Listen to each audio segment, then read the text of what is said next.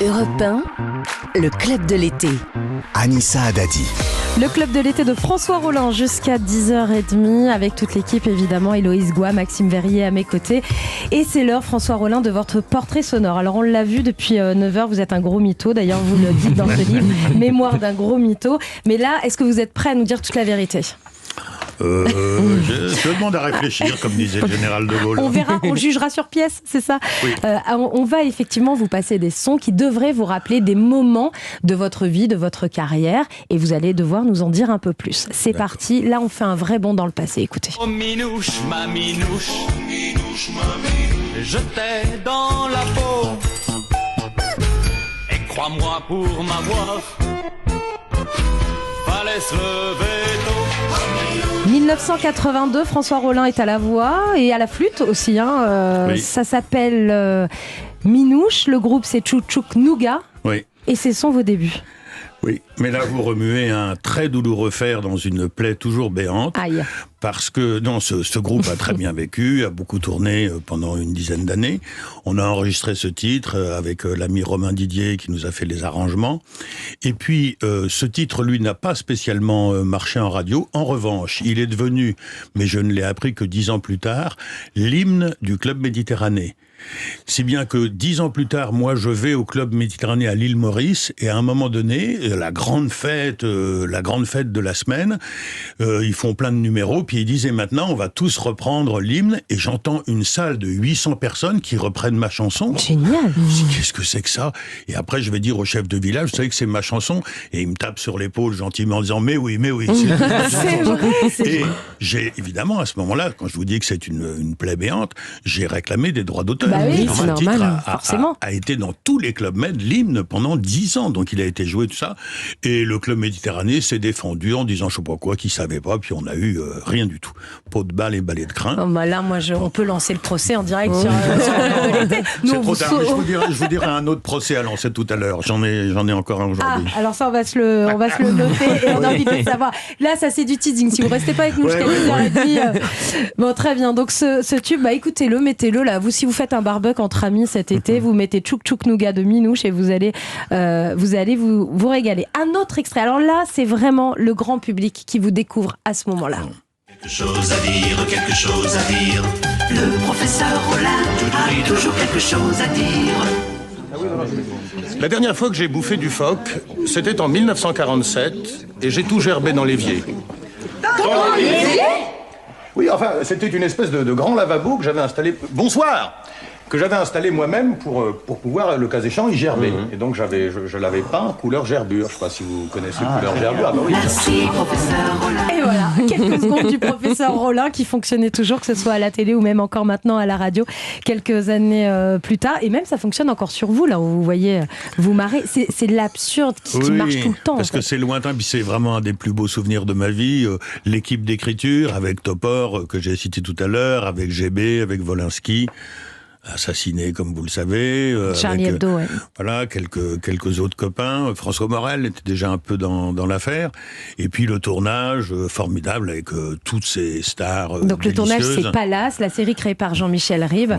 Voilà. Vous comprenez qu'aujourd'hui, ces séries-là, comme Palace, mais il en existe d'autres, sont devenues cultes. Il y a une sorte de produit vintage qu'on aime bien re-regarder, se faire des soirées entre amis. Oui, mais c'est pas pour rien qu'elles sont cultes. C'est parce qu'on a apporté un soin très particulier à l'écriture et que l'écriture n'est pas liée à l'ère du temps. Il y a quelque chose d'intemporel. C'est souvent d'ailleurs l'absurde. Vous évitez, on ne parle pas de Sarkozy, ni de François Hollande, ni d'Emmanuel Macron. Je dis pas qu'il faut pas en parler. Mais quand vous parlez de Sarkozy, quand Sarkozy est oublié, votre texte, il n'a plus de sens. Ouais. Alors que là, Palace, ça raconte des histoires qui ne vieillissent pas. Et tellement pas que là, en ce moment, avec Jean-Michel Ribes, on est en train peut-être de relancer une nouvelle série qui ressemblerait à Palace. Ah. Encore faut-il que ça se fasse, encore faut-il que la télévision Donc suive. chaîne de télé, on n'est pas sur des plateformes là, on est vraiment sur des chaînes de télé classiques. Oui. Série courte. Série sur l'architecture de Palace, si on peut dire. Voilà, donc, super. Et ça, on saura quand ? Jean-Michel me tient au courant, mais bon, avec dans les méandres, disons que quand même, si on ne sait pas à l'automne, ça veut dire que probablement... Bon. Le projet sera mort. Mais on va croiser les doigts alors pour qu'à l'automne, on apprenne cette bonne nouvelle et le retour d'une série dans la veine de Palace à la télé. Tiens, là aussi c'est culte. Finalement, vous n'avez participé qu'à des objets qui deviendront cultes à la télévision. Écoutez. Bah, qu'est-ce qui vous fait rigoler comme ça, Johnny ? C'est ce truc-là ? Ah, tiens-toi bien, Pépélé. Tu vas rigoler aussi. Bon, ça ne fait pas de fumée au moins. Ah que non, que ça, c'est une boîte à coucou. Ah, que coco. Alors là, il y a tout. Il y a les arènes de l'info qui deviendront ensuite les guignols de l'info sur Canal. Là, on est en 1988 et le public découvre cette célèbre boîte à coucou qui est rentrée dans le quotidien des Français. On a entendu plein de Français toujours faire des blagues avec la boîte à coucou. Et ça, c'est vous, François Rollin, la boîte à coucou ? Ben oui, c'est moi, mais dans cette petite équipe. C'est-à-dire qu'il faut savoir, l'émission a commencé ici, d'ailleurs, dans le bâtiment où nous sommes. Non, c'est un peu après qu'on était dans le bâtiment. Ancien bâtiment de Canal+, aujourd'hui, bâtiment d'Europe 1. Voilà. Bon, mais ça a commencé par les arènes de l'info, qui était un peu une toute autre émission.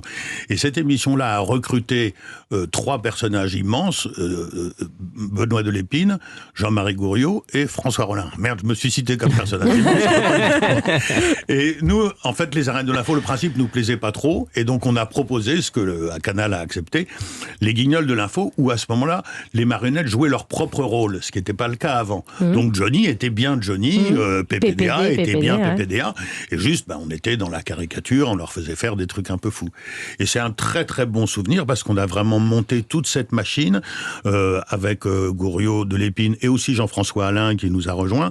On a fait un boulot de fou, on dormait sur place, mais c'était vachement bien. Et cet épisode de la boîte à coucou, entre autres trouvailles, puisqu'ils ont trouvé aussi, eux aussi plein de trucs, et c'était un événement assez intéressant, parce que la chaîne, au début, a frémi en disant « Oui, mais Johnny, il va être fâché ».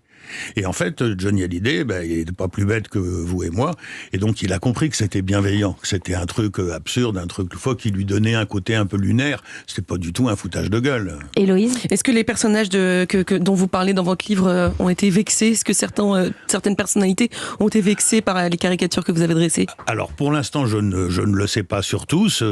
Tous ne l'ont pas forcément reçu à la bonne adresse, parce que c'est des gens discrets. Je voudrais surtout pas. Et en tout cas, les quelques-uns que je connais, dont Danny Boone, n'ont pas été vexés. Mais je vois pas comment ils seraient vexés, puisque c'est des gens que j'aime bien, c'est bienveillant, c'est déconnant. Personne ne peut croire que Alain Delon est vautré à des terrasses du Marais en train de boire des bières et de raconter des histoires de Toto qui fait des analyses d'urine. Voilà. On va en parler de cette rencontre avec Alain Delon dans un instant, parce que quand même Alain Delon, dans un bar qui s'appelle le Guégué, dans le Marais,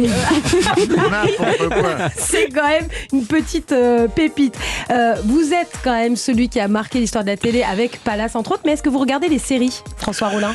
Alors, non, mais là, je suis vraiment exceptionnel. Je n'ai jamais de ma vie regardé une seule série. Eh ben, ça tombe bien, parce que notre coup de cœur culture aujourd'hui, c'est une série, François Rollin. Donc, on va peut-être vous faire passer le cap et vous donner envie de regarder une série avec Héloïse dans un instant dans le Club de l'été.